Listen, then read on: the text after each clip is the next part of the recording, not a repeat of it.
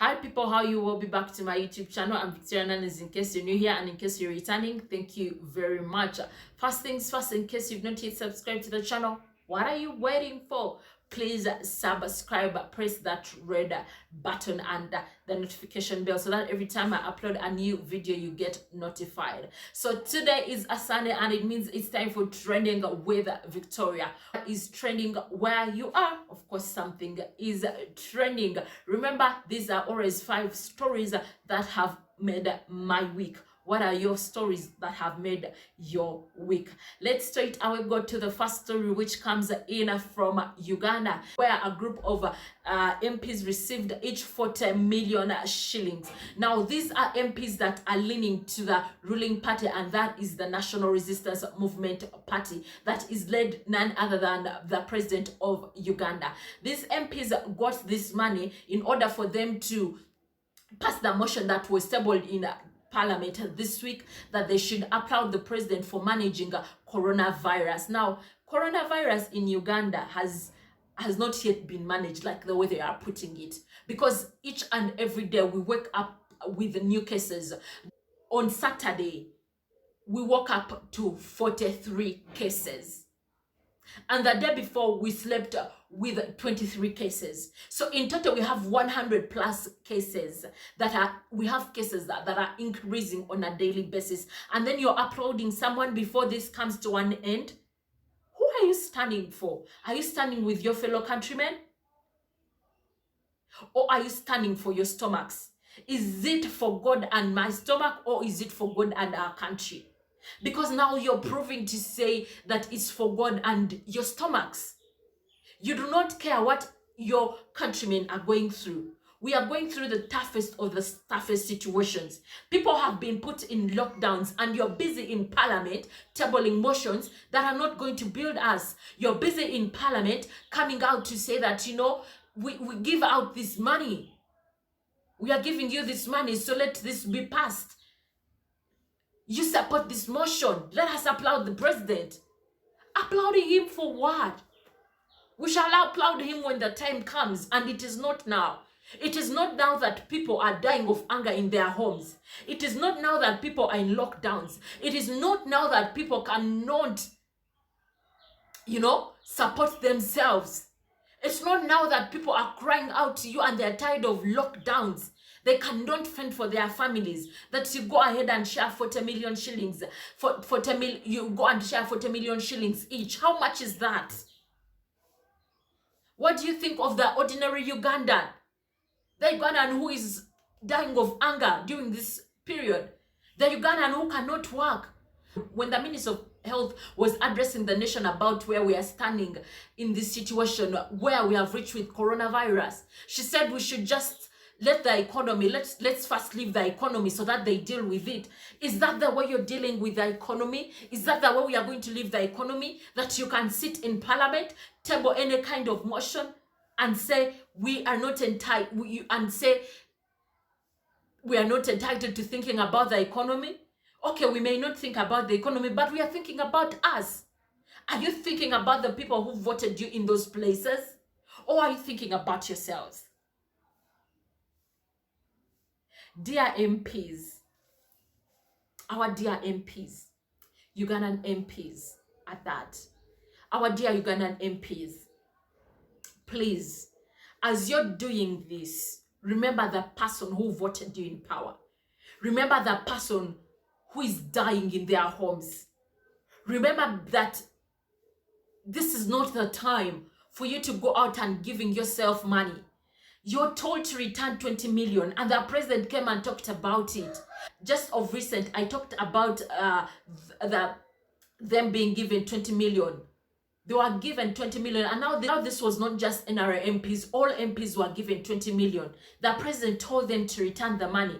It was in total 10 billion.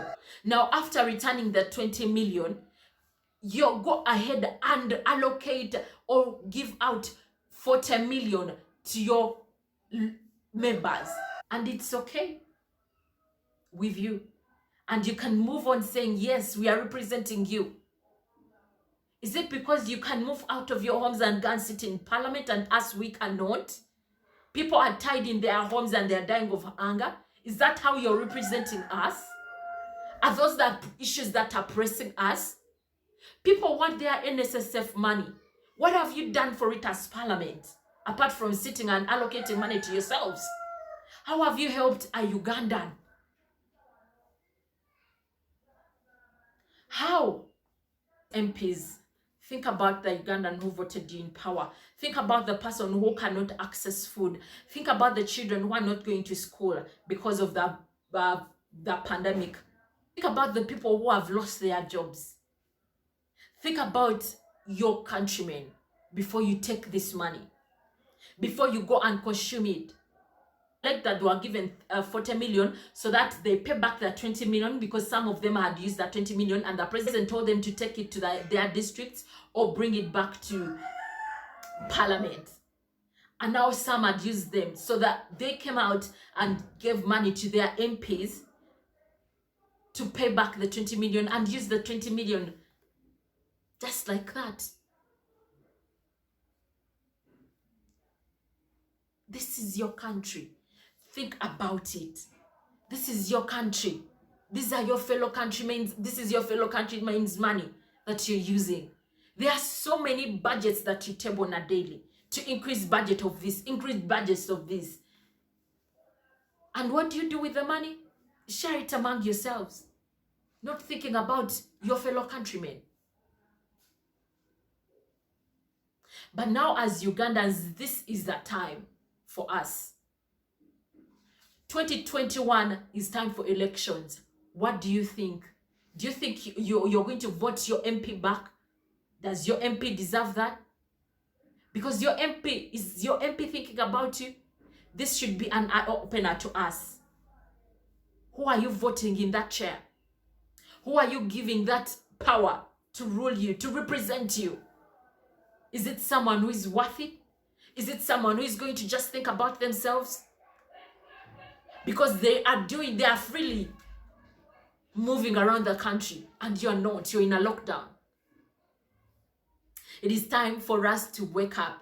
It is time for us to open our eyes, and it's time for us to do the right thing when 2021 comes. It is time for us to know who is for us and who is not for us. And there's been a hashtag that was passing around, which was hashtag return 40 million shillings. Return it. Return it. Yes, return it. Second story comes in from Uganda, where the COVID-19 National Task Force Fund Committee that was put up to help in fundraising funds, that was put up to help in fundraising funds to help in building construction of isolation centers, to help in treating people, funds for helping to treat people that are suffering with coronavirus, funds for helping buy equipment for doctors that are helping in the treatment of people. Came out to say that they need 1.5 employees in Uganda to contribute each 10,000 shillings to the committee. Now, this comes at a time where MPs were given 20 million shillings, and now they were added more 40 million shillings to go and help in the fight of coronavirus. How do you explain that to a common man? How do you explain that to someone who is losing their jobs during this period, who has lost? How do you explain that to someone who has lost their jobs, who is getting their salaries for the last time? How do you explain that to someone whose salary was reduced? Yes, we know you're fundraising. Yes, we know you're doing a great job. Yes, you've fundraised money. But even then, some people have not even tested just, a bit of that money. People want accountability for that money, but they are not getting it. And yes, you say that you're going to do good accountability, but where? Why would you tell people that you voluntarily want them to do that? I'm going to put for us that the the letter they wrote to the OPM here, but let me read for you just a part of what I did quote in this letter. There is our appeal as good corporate citizens would like you to request each chief executive to extend our appeal to your employees to dedicate part of May's payroll to donate at least 10,000 per employee to support the cause. Would appreciate if you dedicated someone from your organization to mobilize all your employees to send us one organization payment to the options that were given below that you're going to see. Now, really, not this time. Not when people are losing jobs, I'll repeat that. Not when someone is suspended from work. Not when someone doesn't know what tomorrow holds for them, because that is where we are standing with our employees. Some have already lost their jobs. Some people's salaries were already reduced. Yes, that 10K looks like little money, but it's a lot of money to someone who has lost a job. It is a lot of money to someone whose salary has been reduced. It is a lot of money because it totals up to almost 15 billion since 1.5 employees to contribute. What is not happening to Uganda? What is not happening to our country? So people came out to give their opinions, and most of the people are totally against this. And it also came with a hashtag that hashtag 10K. Because we need it. That is the truth. Let people go back to work. Countries are letting people go back to work. They are stopping lockdowns. Why are you continuing the lockdowns if we cannot manage? Let people manage when they are already working. Because that is what it means. You're not managing. If you're managing by wanting people to contribute, countries have, is their lockdowns in a very fine manner, and they are back to working. Because they saw they couldn't handle. They did not want to milk from their fellow countrymen. They did not want to have excuses. But here we are coming up with excuses on a daily basis. Yet we are dishing out money to MPs. We are dishing out money to different people. But your countrymen, thinking about them. What kind of leaders are we having? What people are sitting on that committee? In fact, it made me think some of the, actually, though people who are on that committee will never lose their jobs.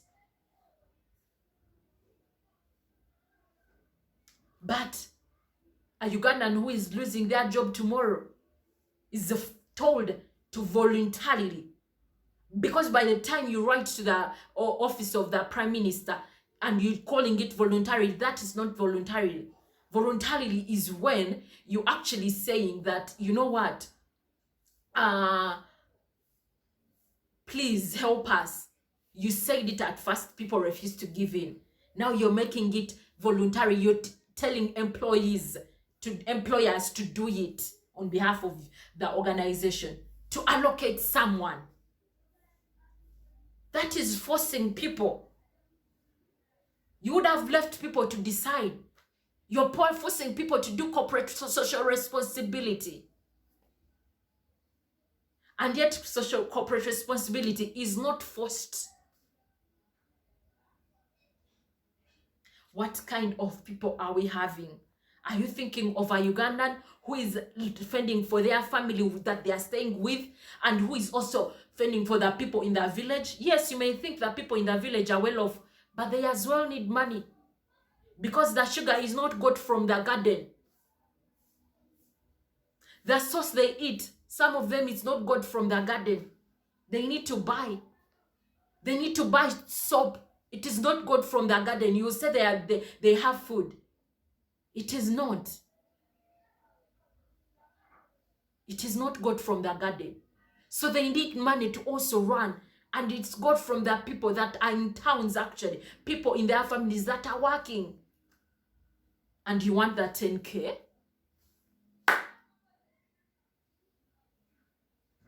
Please think about your fellow Ugandans before you come up with some policies. Think about a Ugandan who has lost their job.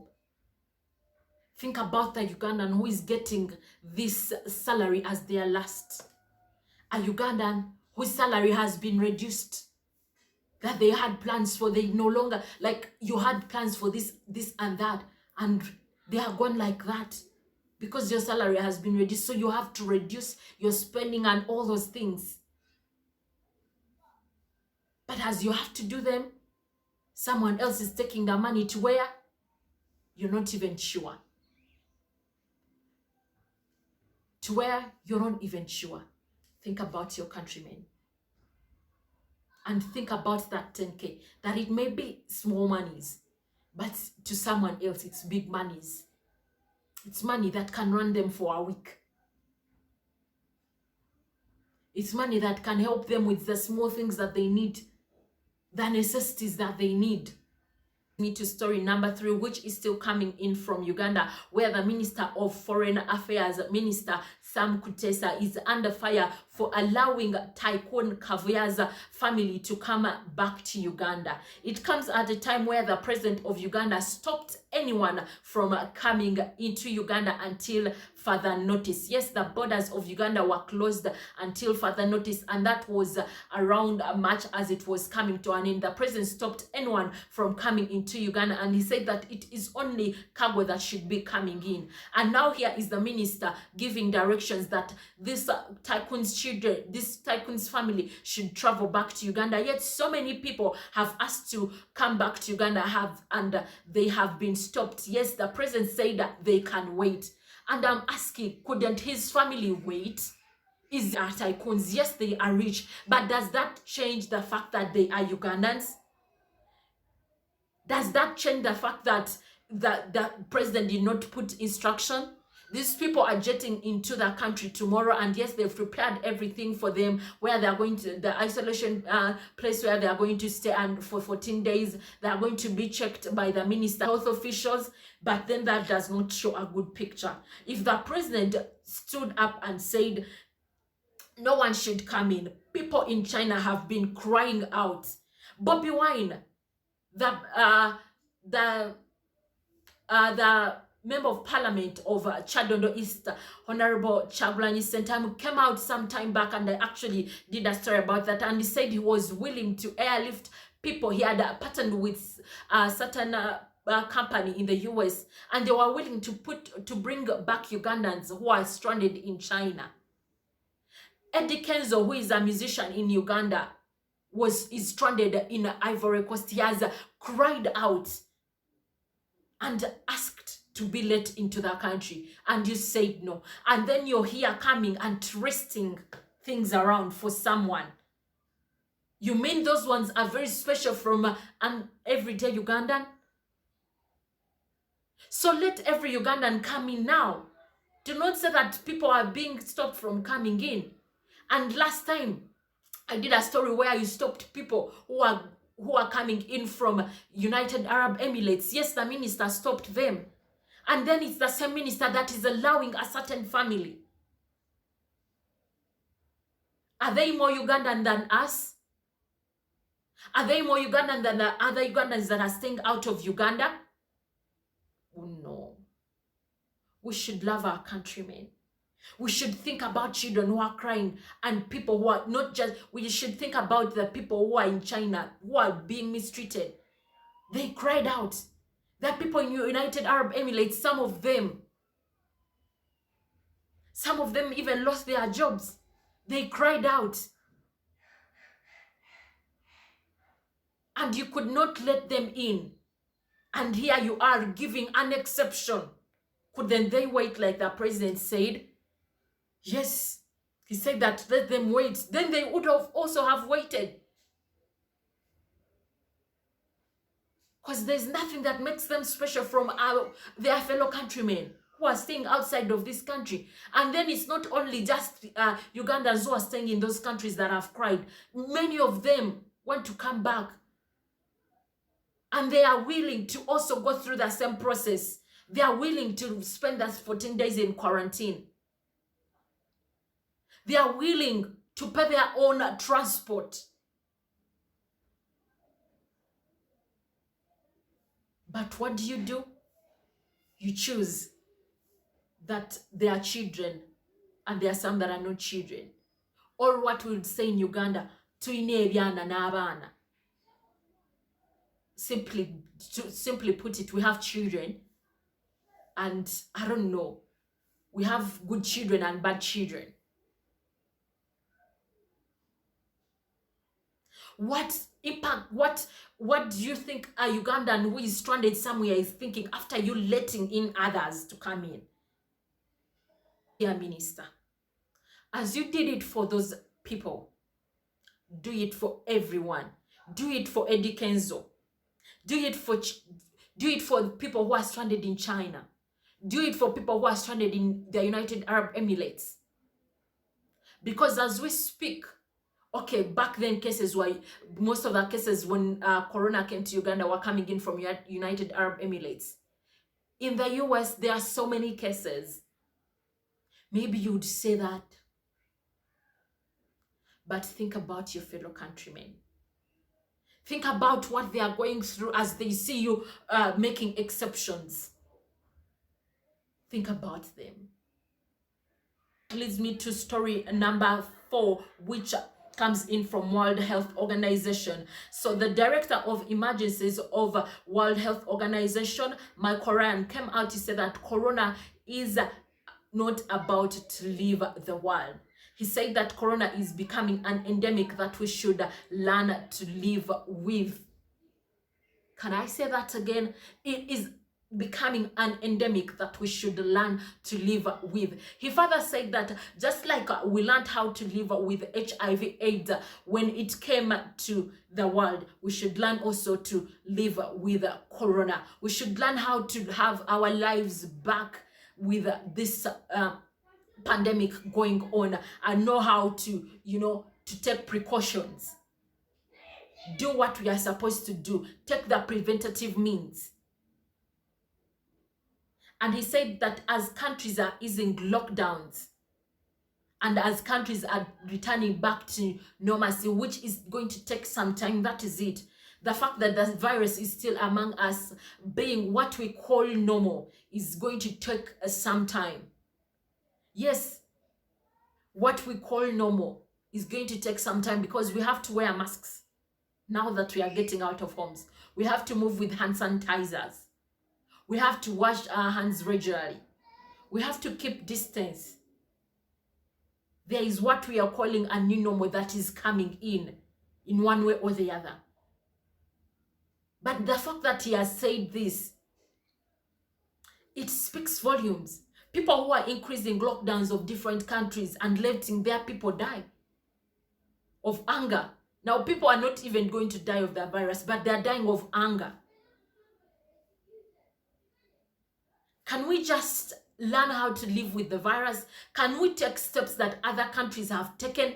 For example, in Uganda, we are still having lockdowns. We are not even sure whether the lockdown is coming to an end on the 19th, which is on Tuesday, the coming Tuesday.